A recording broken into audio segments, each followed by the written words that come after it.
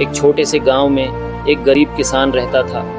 उसके पास ज़्यादा कुछ नहीं था, पर उसके दिल में दया और मदद करने की आदत थी। वह हमेशा गांव वालों की मदद करता, चाहे वह किसी को पानी देना हो, खेत में काम करना हो या किसी बीमार को दवाई पहुंचानी हो।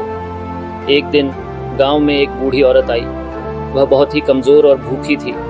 किसान ने उसे अपने घर बुलाया, उसे खाना खिलाया और आराम करने के लिए जगह दी। बूढ़ी औरत ने उसे धन्यवाद दिया और कहा, तुम्हारी इस मदद को मैं कभी नहीं भूलूंगी। भगवान तुम्हारी हर मदद का फल देंगे। समय बीतता गया। किसान की मेहनत और ईमानदारी के बावजूद उसकी फसलें अच्छी नहीं हो रही थीं। वह दिन रात मेहनत करता, पर उसके खेत में कुछ भी नहीं उगता। एक दिन उसे एक आवाज़ सुनाई दी, तुम्हारे खेत में कुछ अनमोल छिपा है, उसे खोजो। किसान ने अपने खेत में खुदाई शुरू की। थोड़ी देर बाद उसे एक बड़ा सा घड़ा मिला जो सोने और चांदी के सिक्कों से भरा हुआ था। उसकी खुशी का ठिकाना नहीं रहा। उसने उस धन को अपने गांव के विकास और लोगों की मदद में लगा दिया। धीरे धीरे गांव समृद्ध और खुशहाल हो गया।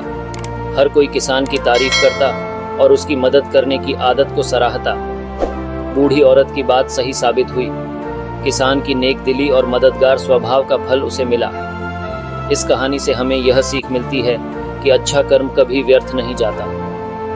वह किसी न किसी रूप में लौट कर आता है, चाहे देर से ही सही। इसीलिए हमें हमेशा दूसरों की मदद करने और नेक काम करने की कोशिश करनी चाहिए। इस किसान की कहानी हमें यह भी सिखाती है कि सच्चे मन से किया गया हर काम एक दिन रंग लाता है। जब हम बिना किसी स्वार्थ के दूसरों की मदद करते हैं, तो वह मदद लौटकर हमारे जीवन को भी खुशियों से भर देती है।